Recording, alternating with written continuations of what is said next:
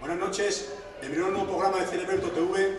En esta noche estamos muy contentos y dichosos porque tenemos como invitado a nuestra iglesia a un hermano que Dios le utiliza la palabra. Estamos hablando de nuestro hermano Noé, obrero de la iglesia de Pan Bendito. ¿Qué tal, hermano? Bien. Bueno, pues quisiera que nos contaras qué tiempo llevas en el Evangelio. Bueno, la realidad es que conocemos a Dios desde pequeño, pero bueno, siempre hay un toque donde Dios te marca una diferencia. Como dijera Job, de oída te había oído, mas ahora mis ojos te ven. Amén. Creo que cada cristiano, cada creyente, tenemos la información de quién es Dios, venimos de familias cristianas, pero el toque Dios lo cambia cuando Él quiere. Amén. Y yo a la edad de 17 años tuve un encuentro con Dios y decidí pues servir a Dios porque realmente vi que hay un Dios que existe y que toca, que es un Dios que te habla audiblemente y es un Dios que está en contacto con nosotros siempre que su gracia nos acompaña. ¿Cuándo nos acompaña su gracia? Cuando realmente nosotros nos vemos miserables, pecadores, es ahí donde actúa la gracia de Dios. La gracia de Dios no es un paso de fe, sino solamente que uno reconoce que es pecador, que necesita a Dios, y ahí viene la gracia de Dios actualmente. Qué bueno, hermano Noé. Preguntarte que cómo crees que han recibido la palabra en la iglesia de los andaluces en esta tarde. La verdad que mientras el tiempo de adoración se ha movido el poder del Espíritu Santo, hemos visitado alguna iglesia y realmente quiero decir desde aquí a todos los oyentes que realmente aquí se siente a Dios, hay una unción de Dios muy poderosa y he visto a la gente muy necesitada mientras se predicaba la palabra. Creo que la gente ha recibido la palabra con el corazón abierto y creo que la palabra de Dios nunca vuelve vacía y creo que en esta tarde gente ha sido restaurada por el poder de la palabra. Amén. Hermano Noé, también preguntarte que cuál es el sentido para seguir al Señor. Creo que no solamente es un sentido, sería Señor, un sentimiento, Amén. Sino es algo más profundo, ¿no? Es experimentar realmente que hay un Dios que te ama, que antes de que tú le conocieras, como le dijo Dios a Jeremías, yo te santifiqué, te di por profeta a las naciones, y creo que Dios conoce nuestro interior, y antes que nosotros le amáramos, Él nos amó primero. Yo tengo un mensaje que le he titulado Jesús te conoce y sabe que le amas. Es un mensaje donde Dios habla con los discípulos y dice, ya no hace falta que yo interceda por vosotros, sino que el Padre mismo os conoce y por eso os ama. Porque yo os he amado y vosotros me habéis amado. Y quiero decir que amar a Dios, a pesar de que Pedro lo negó, los discípulos le abandonaron, yo sabía que en el corazón de ellos realmente había un sentimiento de amor hacia ellos. Porque aunque Pedro le negó, luego fue capaz de morir por causa de Jesucristo. Aunque Jacobo salió huyendo, fue aquel que murió a espada. Aunque Tomás, el incrédulo, se llama el incrédulo, él dijo antes de su incredulidad, si no viene sus manos, no creeré en él. Él fue el único que dijo de los 12 apóstoles, vayamos y muramos con él. Y Jesús sabía que ellos llamaban. Amén. Qué bueno, hermano Noé. También por último, decirte, yo sé que tú eres joven, pero desde este momento a todo el mundo que te está viendo, quisiera que le daras un consejo, especialmente pues, a los jóvenes. Gloria al nombre de Dios. Bueno, la verdad que después de estar un tiempo trabajando con los jóvenes del Pan Bendito durante 5 años, es muy difícil dirigirse a los jóvenes. Creo que llegar a los jóvenes es muy duro, tienen el corazón muy endurecido por los problemas, por los agobios, por las atracciones del mundo, y es muy difícil dirigirse a los jóvenes. Pero yo en este día quiero decir que, como dijo Josué, yo en mi casa serviremos a Jehová, que la única verdad es Jesucristo y que a pesar de toda tempestad, Dios te ama y quiere tratar contigo. Qué buen consejo, hermano Noé. Decirte que ha sido un privilegio tenerte con nosotros en esta tarde y decirte que Dios te bendiga allá donde vayas. Que Dios le bendiga a todos. Alabado sea Dios. Está Dios aquí hoy, amén. La verdad que muchas veces os oímos por la televisión, en estos canales cristianos, donde hay culto de adoración de 4 y 5 horas. Quiero decirle, querida iglesia, hoy hay un ambiente de adoración, hay un ambiente de gloria. Alabado sea Dios. Dijo un hombre llamado Jabes, hizo una gran oración. Hizo una oración reveladora, pero el nombre de este joven, Jabes, el significado de este joven es nacido en el dolor. nacido en el sufrimiento. Cuando uno nace en el sufrimiento y en el dolor, seguramente lo que le sigue es la depresión, la angustia, los temores, los miedos. Pero este joven hizo una oración y dijo: Jehová, desancha mi territorio. No quiero vivir mendigamente, quiero vivir espaciosamente en tu presencia. Amén. Por eso yo no creo en ministerios pequeños, no creo en iglesias pequeñas. Creo que hay gente con sueños muy pequeños. Alabado sea Dios. Yo tengo un sencillo consejo, no voy a tomar mucho tiempo. Y es en el libro de Génesis, capítulo 37 y verso 2 de la palabra de Dios. Dice la palabra de Dios, y esta es la historia de Jacob. José, con 17 años, apacentaba las ovejas de su padre con sus hermanos. Dice, y este joven informaba a su padre de la mala reputación que tenían sus hermanos. Alabado sea Dios. Amén. Y dice la palabra de Dios que Jacob le amaba más a José que a todos sus hijos. Y le hizo una túnica de diversos colores. Dice la palabra de Dios que viendo a sus hermanos esto, de alguna manera se enfurecieron contra su padre y contra su hermano. Dice, y cuando veían a José, no le podían hablar pacíficamente. Decía, ahí va el soñador, ahí va el que tiene la túnica de colores porque su padre lo ama más que a nosotros. Y José informaba de la mala reputación que tenían sus hermanos, dice la palabra de Dios. Pero dice que Jacob en el versículo 11, que viendo que había este gran problema, que habían cogido envidia a su hermano José, dice la palabra de Dios, dice, Jacob meditaba en esto.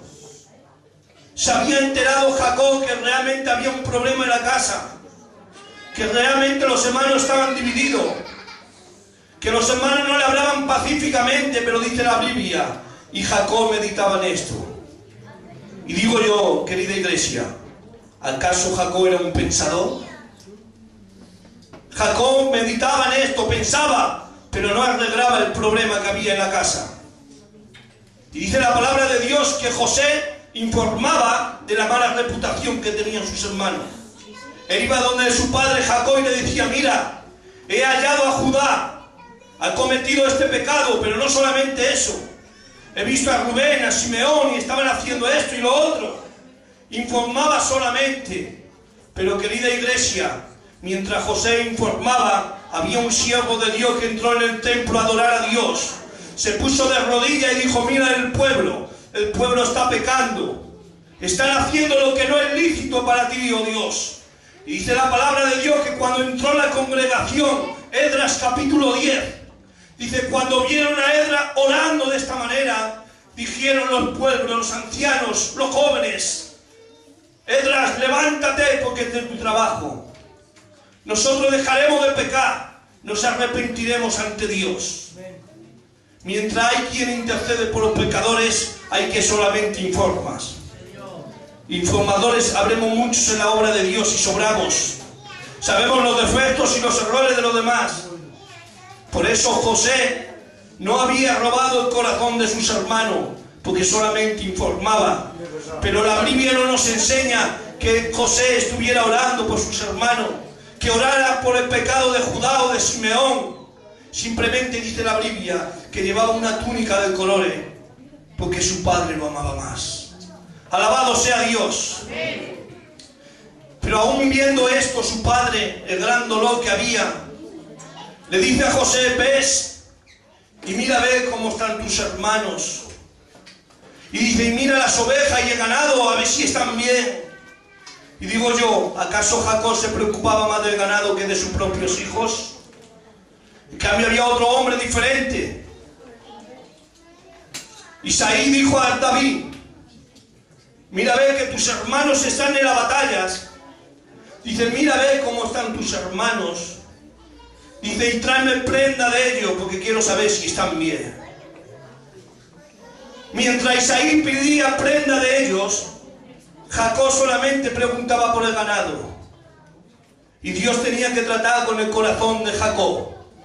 Por eso cuando José va donde sus hermanos a ver cómo está, dice la palabra de Dios que cuando llega allí le dicen sus hermanos, no le podían hablar pacíficamente.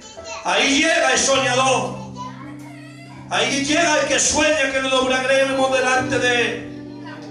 Y dice la palabra que cuando llega allí José, dice uno de sus hermanos, vamos a matarle, le quitaremos del medio, así ya no habrá túnica. Pero dice Judá, ¿cómo le vamos a matar? Vamos a venderle. Judá sabía que cierto hombre llamado Caín era hermano de Abel. Dice que los dos ofrecieron a Dios ofrenda. Dice, pero Dios se agradó de la ofrenda de Abel. Y Caín mató a Abel por envidia, dice la palabra de Dios. Dice, y la sangre de Abel clamaba justicia. Alabado sea Dios. Y Judá pensó dentro de sí, creo yo que pensaría así. No es porque tuviera cariño hacia José. Dijo, si le matamos, José es un hombre santo. José es un hombre que vive cerca de Dios. Si le matamos, quizás su sangre clame como la de Abel. Dice, vamos a venderle. Y todos conocen la historia que venden a José. Cogen la túnica, matan un animal, la manchan de sangre y la traen donde Jacob. Aquel Jacob anciano ya ve venir a todos sus hijos, pero no ve a preferido, a José, a que le había hecho la túnica días y horas, trabajando con sus propias manos. Cuando Jacob ve a sus hijos Judá, Simeón, Leví, lo primero que pregunta, ¿dónde está José? Sus hermanos le quedan mirando a su padre Jacob y le dice, esto hemos hallado, creemos que es la túnica de José, y se la echan a un lado. Cuando Jacob ve la túnica, rompe su vestido, echa ceniza sobre su cabeza y dice, alguna mala bestia lo ha devorado, José ha sido despedazado. Y Jacob reconoce la túnica, que se había tirado horas con mucho cariño tejiendo esa túnica. Aunque era anciano, había puesto mucho cariño en la túnica. Y reconoce la túnica, pero nunca reconoció la sangre. La sangre no era la de Abel, no era la de José. Era la de un animal que había muerto y la había manchado en sangre. Jacob reconoce la túnica, pero querida iglesia, en el libro de Apocalipsis capítulo 7 hay un anciano como Jacob y hay una multitud como la que hay aquí, muy grande, muy grande. Todos están vestidos de túnica blanca, pero el anciano se queda mirando y dice, ¿quién son estos que están vestidos de blanco? No reconoce la túnica. Están todos vestidos de blanco delante del anciano, pero se oye una voz en el cielo diciendo, estos son los que han lavado su ropa con la sangre del cordero. Y ahora los reconoce, que pasen a mi gozo. Porque quiero decir, querida iglesia, que Dios no hace excepción de personas.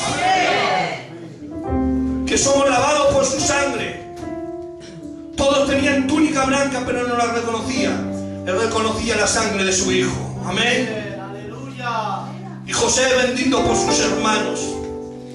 Y digo yo a Jacob, cuánto dolor tenía que haber sufrido Jacob, porque él cuando estaba meditando de que había envidia en la casa, de que había problemas, cuando estaba meditando, ¿por qué no has ido donde José? ¿Por qué no le has quitado la túnica y la has roto? Ya que ha despertado envidia dentro de tus hermanos, de tus hijos. ¿Sabe? Había una túnica, creo que era tan importante como la de José. Esa era la túnica de Tamar, la hija del rey David. ¿Sabe? La doncella y los ancianos cuando vieron a Tamar pasar decían, ahí va la hija del rey. Esta túnica solo la podía llevar las doncellas. Y ahí estaba Tamar con su túnica. Pero en cierta ocasión se cierra en su habitación, pega un grito, rompe